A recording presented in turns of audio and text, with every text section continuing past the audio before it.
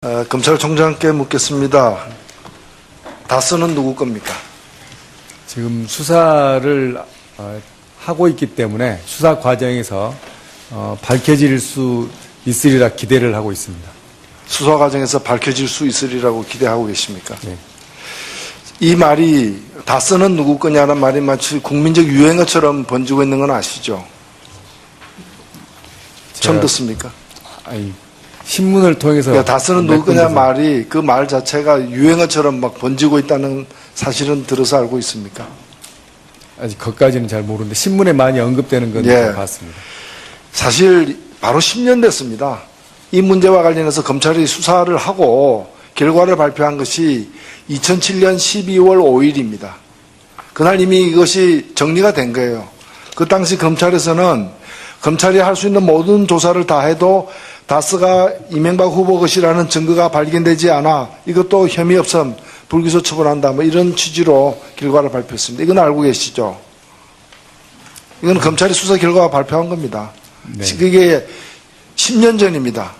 그런데 10년 후인 지금에까지 이게 논란이 거듭되고 있습니다. 당시에 사실 이 수사를 발표했을 때 이때가 대통령 선거 딱 2주 전이었습니다. 2주 전에 이 수사 결과를 발표했는데 이 수사 결과 발표에 대해서 당시에도 우리 국민들이 어떻게 생각했느냐. 의혹이 해소됐다는 응답이 당시 그 리얼미터 조사에 따르면 25.7%고 여전히 이명박 후보의 연루 의혹에 대해서 가능성을 열어둔다. 63.8%입니다. 2주 후인 대통령 선거에서 이명박 후보가 역대 대통령 선거 중에서 가장 2위와의 격차를 크게 벌리면서 압승을 했습니다. 압승을 했는데 48% 얻었습니다. 그런데 48%의 국민들이 이명박 후보를 지지하면서도 이 BBK 사건 다스 문제와 관련해서는 63.8%가 의심을 하고 있는 거예요. 그러니까 이거는 대통령 선거에서 이겼냐 졌냐하고 관계없는 문제입니다. 그 의심이 아직까지 10년이 지났는데 잊혀질만 한데 아직도 뜨겁게 이것이 유지되고 있습니다. 어떻게 하시겠습니까? 그 당시 수사 결과 발표할 당시에 제가 대검에 근무했던 걸로 기억을 합니다. 그 당시에도 충분히 제기된 의혹이 있었기 때문에 관련된 내용을 조사를 했고 자금 추적도 광범위하게 하였는데 자금 추적을 통해서 진술보다 자금 추적을 통해서 사실관계를 밝히려고 노력을 했던 걸로 생각합니다. 근데 그 당시에 자금이 어디로 유출됐는지 그 최종 귀착지에 대해서 결론을 얻지 못했던 걸로 제가 그렇게 보고를 받았고 이번에 보고를 받았고 제가 시간 관계상 길게 말씀을 못 드리겠는데 또 구체적으로요. 지난 9월 달에 2007년 12월 5일 날 결론만 발표된 검찰 수사 보고서가 그 적지 않은 내용이 2017년 9월 5일 날 공개가 됐습니다.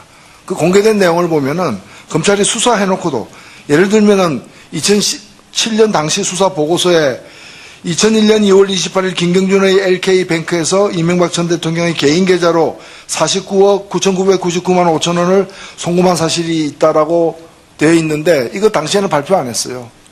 수사해놓고도 발표 안 했어요. 이런 것들이 뒤늦게 10년이 지나서 드러나기 시작하면서 다른 의혹과 더불어서 점점 눈덩이처럼 커져가고 있는 상황이에요.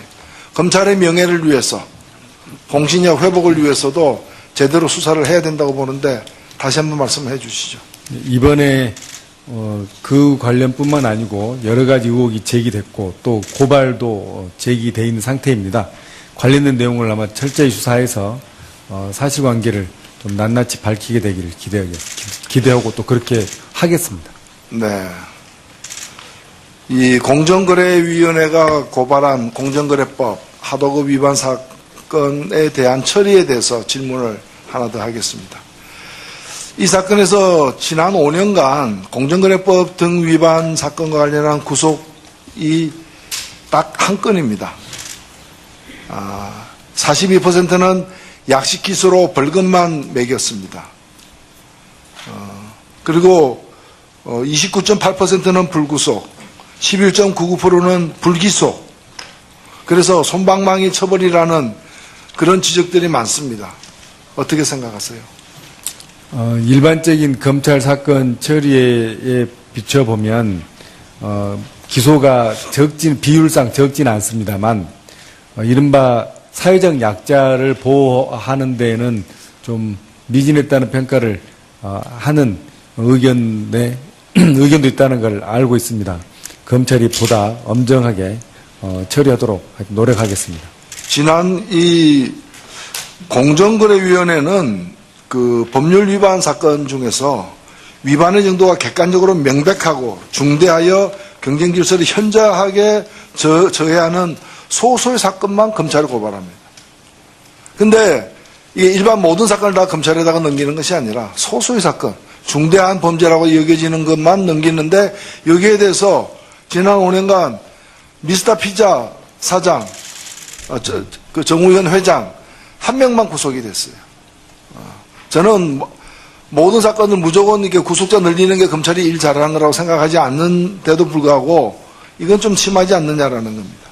미국의 독점금지법 위반 사건들이 형사처벌 어떻게 됐는가를 보면은 2010년에서 15년까지 기소된 352명 중에 절반인 156명이 실형 선고됐어요.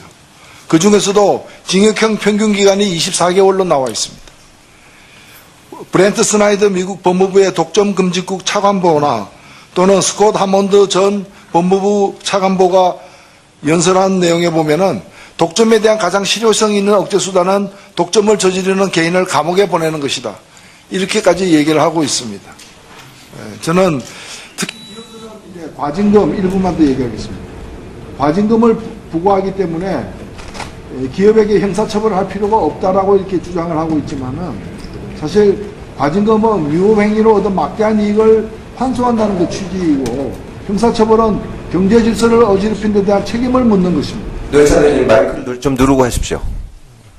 그래서 이 형사처벌은 범죄 예방 수단이기도 하기 때문에 둘은 엄격히 구분돼야 된다고 저는 생각합니다. 어떻게 생각하세요? 과징금이 바로 과징금을 부과되었다고 해서 형사처벌이 면제되는 건 아니지 않습니까? 맞습니다. 그래서 저희들이 말씀하신 것처럼 사회적 약자 보호뿐만 아니라 공정한 경제 질서를 확립하는데 좀 더 유념을 하도록 하겠습니다. 엄정하게 법 처리를 하고 또 하나는 관련된 법 개정이 필요하면 저희들이 개정 건의도 성심성의껏 하도록 하겠습니다. 총장님께서는 취임하시고 8월 8일 날 취임 첫 기자간담회를 가지시면서 검찰이 과거 권위주의 정부 시절 일부 시국 사건 등에서 적법 절차 준수와 인권 보장의 책무를 다하지 못한 점에 대해서 가슴 아프게 생각한다라고 말씀하신 바가 있습니다. 맞죠? 네, 사과를 예, 사과를 하셨죠. 검찰 역사상 과거사 문제로 총장님이 직접 이렇게 사과한 것은 제가 알기로는 최초의 일인 것으로 알고 있고 그래서 무척 고무적인 일이라고 생각합니다. 아울러서 지난 8월 28일에는 법무부 장관께서 과거사 진상규명을 위한 기구 설치를 검토하겠다라고 얘기하셨고 총장님은 과거사 점검단을 설치할 것을 검토 중이다라고 밝히신 바가 있습니다. 맞죠? 네, 그렇습니다. 예. 법무검찰개혁위원회는 9월 29일 날 법무부 장관과 검찰총장이 협의하여 검찰 과거사 조사위원회 설치할 것을 권고한 바도 있죠. 네. 예. 그렇습니다. 그래서 지금 보면은 검찰의 과거사 관련된 진상규명이라든지 이런 것들이 진행될 것 같은데요. 법무부 장관은 이제 법무검찰개혁위원회 권고안을 적극 수용해서 검찰총장과 협의해서 신속히 설치하겠다. 검찰 과거사 조사위원회를요. 이렇게 밝힌 바도 있는데 총장님도 법무부 장관님하고 같은 생각이신가요?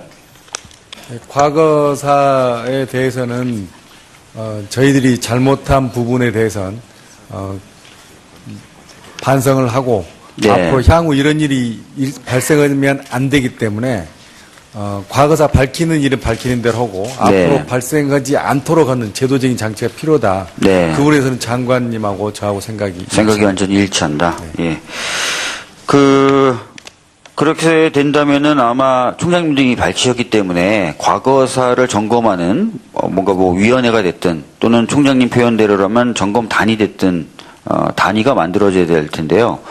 그 단위가 혹시 뭐 검찰 내부 관계자들만 모여있는 단위를 생각하고 계신 건 아니죠? 전혀 그렇지 않습니다. 그렇지 않고 외부인들도 참여할 수 있는 외부인을 다수로 하는 예. 내부는 아주 극소수로 하는 예. 오히려 이제 어떻게 보면은 좀 더 투명하고 또 객관적으로 짚어보겠다 이런 말씀이신 거죠? 위원회 자체는 외부인으로만 구성할 생각입니다. 외부인으로만 예. 예. 점검단에는 저희가 점검이 기록을 직접 열람해야 되는 문제에 네. 있어서 그 열람하는 부분은 감찰 활동의 일환으로밖에 할 수가 없습니다. 네, 현행 네, 네. 법규상. 그래서 그 감찰을 차원으로 보려면 감찰할 수 있는 내부 공무원이 감찰 네. 공무원으로서 참여를 해야만 합니다. 그래서 그런 차원으로 구성을 할 예정입니다. 아, 그럼 외부인으로만 구성된 위원회를 만들고 네. 그 위원회에서 검토한 내용을 수행하는 일종의 점검단은 또 법상 제한 때문에 내부 인원으로 만들고 이렇게 구상을 하고 계시군요. 네. 예. 총장님께서 그렇게 말씀하시니까 제가 마음이 좀 놓이는데 제가 약간 불안한 이야기를 들은 바가 있습니다.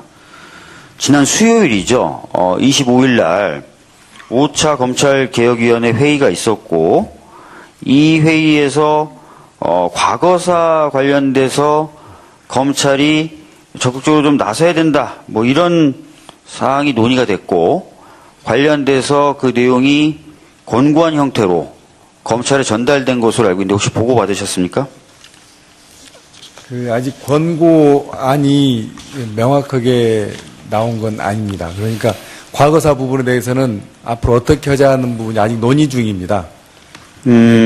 제가 들은 바로는 과거사 진상조사에 대한 권고안을 이미 전달했다.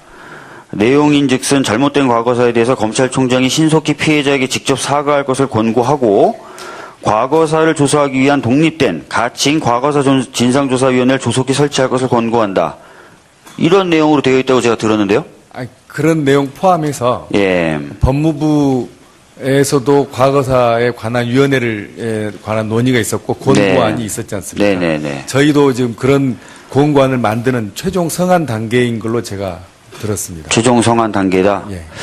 근데 제가 또 이상한 이야기를 좀 들었는데요. 이 검찰개혁위원회에서 뭔가 권고안의 형태로 권고를 하면은 구체적인 내용은 검찰 쪽에서 만든다고 제가 들었어요. 그래서 권고안 자체가 지금까지 3가지가 나왔는데 이 과거사 관련된 부분을 뺀 나머지 2부분은 흔쾌히 검찰들이 그 구체적인 내용을 만들겠다라고 했는데 이 과거사 부분만은 본인들이 못 만들겠다. 직접 검찰개혁위원회가 만들어달라. 이렇게 얘기를 했다는데 이 이야기 들으신 적이 있으세요? 그 내용은 제가 처음 듣는데. 저는 이 이야기를 듣고 깜짝 놀랐습니다. 왜 업무 시스템과 통상적으로 진행되는 절차와 달리 이 과거사 관련된 권고안에 대해서만은 검찰개혁위원회에 소속된 위원들이 직접 내용을 만들어야 되느냐. 왜 그걸 검찰들은 직접 못 만들겠다고 했느냐. 혹시 뭐 짐작되시는 바라도 있으십니까? 그런 차원보다 저희가 이번에 논의됐던 안이 몇 가지가 있는데 대부분의 안이 검찰개혁위원회에서 구체적인 부분은 표결을 통해서 정리한 걸로 제가 보고를 받았습니다. 네. 그래서 과거사 관련된 부분도 뭐 논의를 쭉 하고 계시는데 마지막 성안 단계에서 지금 이 정리를 하고 있는 걸로 제가 알고 그러니까요. 있고 정리하는 단계라고 말씀하셨는데 원래 일을 이렇게 한다는 거예요. 개혁위원회에서 권고안 형태로 넘기면 그 내용을 구체적으로 작업해 주시는 검찰 관계자분들이 계셨다는 거죠. 그런데 이날 논의됐던 3건의 안건 중에 권고안 중에 2건은 그렇게 받아가지고 구체화를 시키고 있는데 과거사 관련된 부분만 유독 못하겠다. 이거는 검찰개혁위원회 스스로 좀 만들어라 라고 얘기가 됐다는 그건 거예요. 약간 좀 오해가 있는 것 같습니다. 제가 왜 들은 바로 그러냐면 아니, 어떻게 일을 진행하는 걸로 제가 보고를 받았냐면, 개혁위원회에서 중요 안건 논점에 대해서 표결로 정의를 하시면 최종 문안 정리만 지금 저희 직원들이 한 걸로 제가 보고를 받았습니다. 그래서 과거사에 관해서도 논점의 부분에서는 그 위원회에서 표결을 통하던 합의를, 어떤 식으로 합의를 해가지고 예, 정리해서 주시면 최종 문안 정리만 저희가 하는 걸로 제가 그렇게 봅니다. 그러니까 제가 지금 말씀드린 취지도 똑같아요. 문안만 정리를 해서 주면은 세부적인 성안은 검찰 관계자분들이 하셨다는 거예요. 그래서 3건의 권고안을 그런 식으로 문안을 정리해서 줬는데 유독 3건 중에 단 한 건은 본인들이 이걸 못하겠다 라고 했다는 거예요. 그래서 지금 그 과거사 관련된 부분, 즉 검찰총장의 직접 사과 이런 부분에 대해서는 검찰개혁위원회 위원들이 직접 만들고 있다는 겁니다. 그 구체적인 내용까지도. 제가 정확한 내용은 파악을 해보고 지금 위원님께서 말씀하신 것처럼 오해 소지가 있는 부분은 아예 오해가 없도록 그렇게 정리를 하겠습니다. 제가 그때 답변을 좀 해주십시오. 그러면 네, 확인하셔서. 예. 네, 수고하셨습니다. 다음은 존경하는 정의당의 노회찬 의원님 질의해 주시기 바랍니다. 네, 노회찬입니다. 검찰총장께 묻겠습니다. 다스는 누구 겁니까? 지금 수사를 하고 있기 때문에 수사 과정에서 밝혀질 수 있으리라 기대를 하고 있습니다. 수사 과정에서 밝혀질 수 있으리라고 기대하고 계십니까? 네. 이 말이 다스는 누구 거냐는 말이 마치 국민적 유행어처럼 번지고 있는 건 아시죠? 처음 듣습니까? 아니, 신문을 통해서 그러니까 다스는 누구 거냐 말이 그 말 자체가 유행어처럼 막 번지고 있다는 사실은 들어서 알고 있습니까? 아직 그것까지는 잘 모르는데 신문에 많이 언급되는 건 예. 봤습니다. 사실 바로 10년 됐습니다. 이 문제와 관련해서 검찰이 수사를 하고 결과를 발표한 것이 2007년 12월 5일입니다. 그날 이미 이것이 정리가 된 거예요. 그 당시 검찰에서는 검찰이 할 수 있는 모든 조사를 다 해도 다스가 이명박 후보 것이라는 증거가 발견되지 않아 이것도 혐의 없음 불기소 처분한다 뭐 이런 취지로 결과를 발표했습니다. 이건 알고 계시죠? 이건 검찰이 수사 결과가 발표한 겁니다. 네. 그게 10년 전입니다. 그런데 10년 후인 지금에까지 이게 논란이 거듭되고 있습니다. 당시에 사실 이 수사를 발표했을 때 이때가 대통령 선거 딱 2주 하였는데 자금 추적을 통해서 진술보다 자금 추적을 통해서 사실관계를 밝히려고 노력을 했던 걸로 생각합니다. 근데 그 당시에 자금이 어디로 유출됐는지 그 최종 귀착지에 대해서 결론을 얻지 못했던 걸로 제가 그렇게 보고를 받았고 이번에 보고를 받았고 제가 시간 관계상 길게 말씀을 못 드리겠는데 또 구체적으로요. 지난 9월 달에 2007년 12월 5일 날 결론만 발표된 검찰 수사 보고서가 그 적지 않은 내용이 2017년 9월 5일 날 공개가 됐습니다. 그 공개된 내용을 보면은 검찰이 수사해놓고도 예를 들면은 2007년 당시 수사 보고서에 2001년 2월 28일 김경준의 LK뱅크에서 이명박 전 대통령의 개인 계좌로 49억 9,999만 5천 원을 송금한 사실이 있다라고 되어 있는데 이거 당시에는 발표 안 했어요. 수사해놓고도 발표 안 했어요. 이런 것들이 뒤늦게 10년이 지나서 드러나기 시작하면서 다른 의혹과 더불어서 점점 눈덩이처럼 커져가고 있는 상황이에요. 검찰의 명예를 위해서 공신력 회복을 위해서도 제대로 수사를 해야 된다고 보는데 다시 한번 말씀해 주시죠. 이번에 그 관련뿐만 아니고 여러 가지 의혹이 제기됐고 또 고발도 제기돼 있는 상태입니다. 관련된 내용을 아마 철저히 수사해서 사실관계 이게 일반 모든 사건을 다 검찰에다가 넘기는 것이 아니라 소수의 사건, 중대한 범죄라고 여겨지는 것만 넘기는데 여기에 대해서 지난 5년간 미스터 피자 사장, 그 정우현 회장 한 명만 구속이 됐어요. 저는 모든 사건을 무조건 이렇게 구속자 늘리는 게 검찰이 일 잘하는 거라고 생각하지 않는데도 불구하고 이건 좀 심하지 않느냐라는 겁니다. 미국의 독점금지법 위반 사건들이 형사처벌 어떻게 됐는가를 보면은 2010년에서 15년까지 기소된 352명 중에 절반인 156명이 실형 선고됐어요. 그 중에서도 징역형 평균 기간이 24개월로 나와 있습니다. 브렌트 스나이더 미국 법무부의 독점금지국 차관보나 또는 스콧 하몬드 전 법무부 차관보가 연설한 내용에 보면은 독점에 대한 가장 실효성 있는 억제수단은 독점을 저지르는 개인을 감옥에 보내는 것이다. 이렇게까지 얘기를 하고 있습니다. 저는 특히 이제 과징금 일부만 더 얘기하겠습니다. 과징금을 부과하기 때문에 기업에게 형사처벌을 할 필요가 없다라고 이렇게 주장을 하고 있지만은 사실 과징금은 위법행위로 얻은 막대한 이익을 환수한다는 게 취지이고 형사처벌은 경제 질서를 어지럽힌 데 대한 책임을 묻는 것입니다. 노회찬 의원님 마이크를 좀 누르고 하십시오. 그래서 이 형사처벌은 범죄 예방 수단이기도 하기 때문에 두렵습니다. 2주 전에 이 수사 결과를 발표했는데 이 수사 결과 발표에 대해서 당시에도 우리 국민들이 어떻게 생각했느냐? 의혹이 해소됐다는 응답이 당시 그 리얼미터 조사에 따르면 25.7%고 여전히 이명박 후보의 연루 의혹에 대해서 가능성을 열어둔다.